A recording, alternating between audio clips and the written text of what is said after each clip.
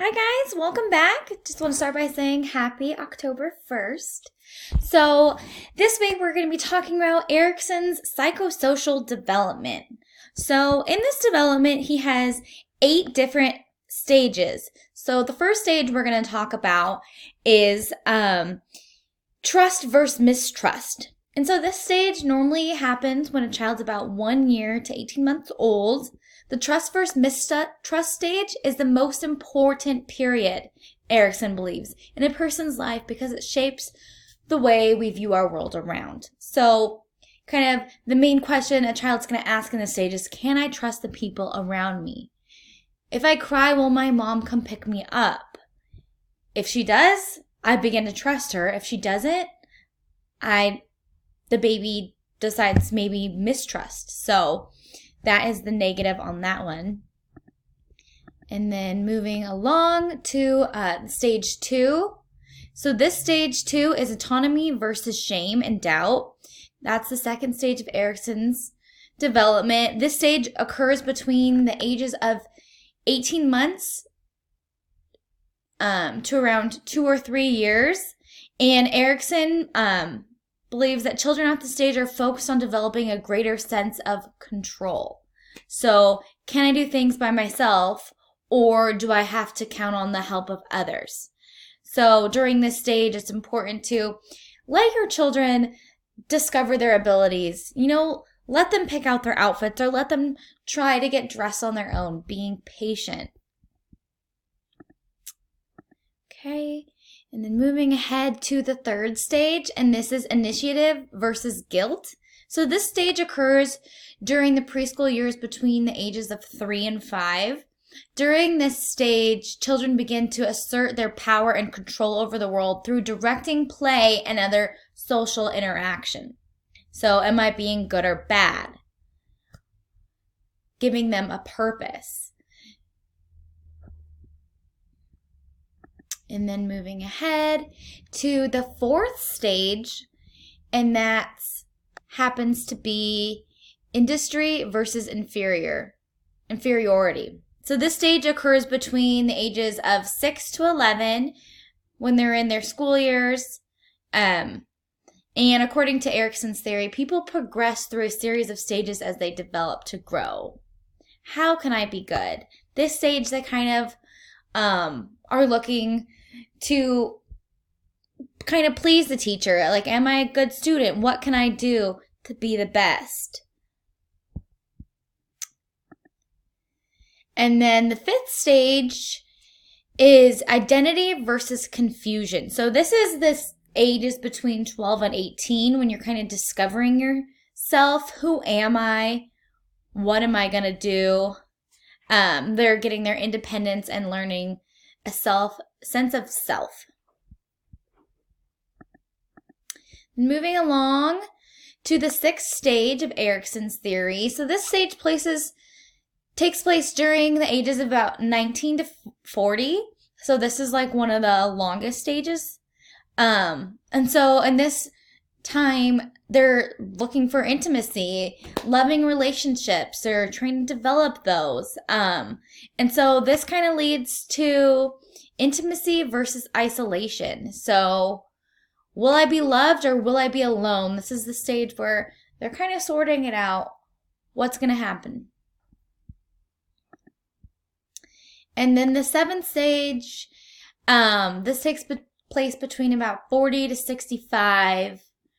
They're kind of in their stage of like, am I happy with what's going on? Do I have time to change it? How can I contribute to the world? Normally this is when, they're settled down. They have their own families. Maybe they have grandkids. Adults strive to create or nurture things that will outlast them, often by parenting children or contributing to positive changes that benefit other people, whether it's their career or with their family.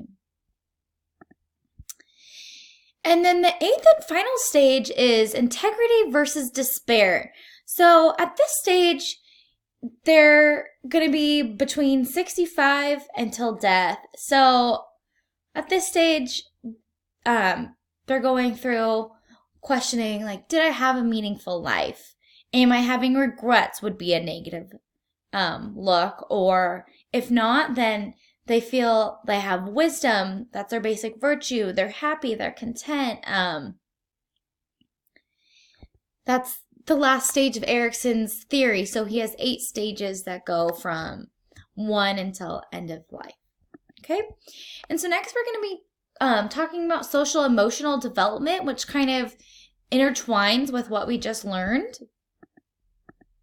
So I'm just going to go over some vocabulary and definitions with you. So first we're going to be going over social emotional development.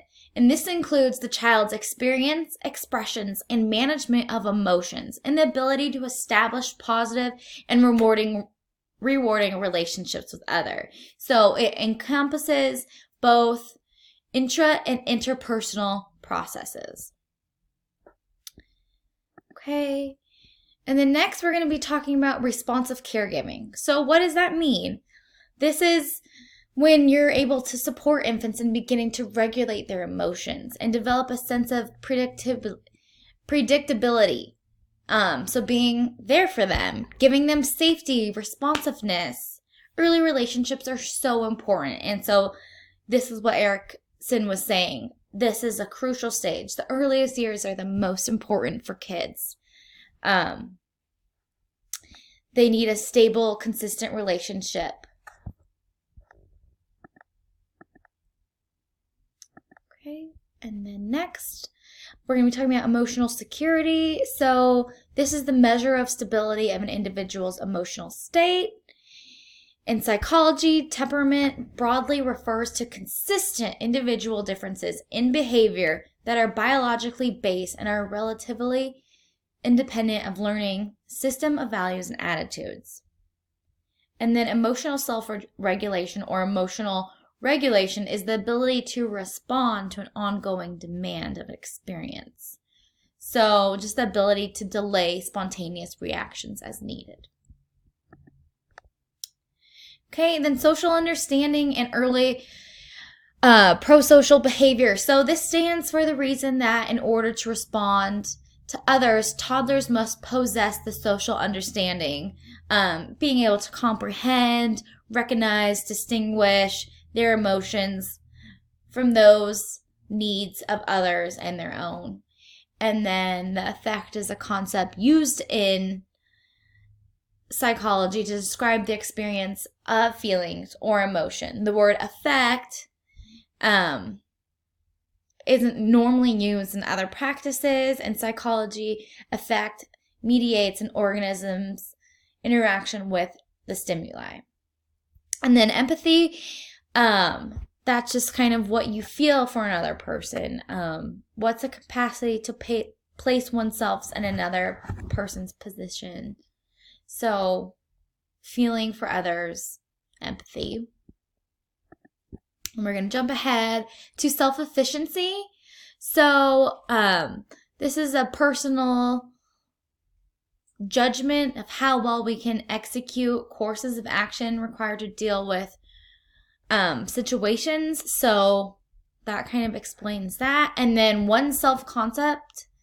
Who am I? That's kind of what Erikson was going over as well. Again, this is just broader. Self-concept embodies the answers to, again, who am I? Self-knowledge is defined, consistent, and currently applicable to one's attitudes. And we're going to finish up here with just some references. So if you guys have any questions, go ahead and email me.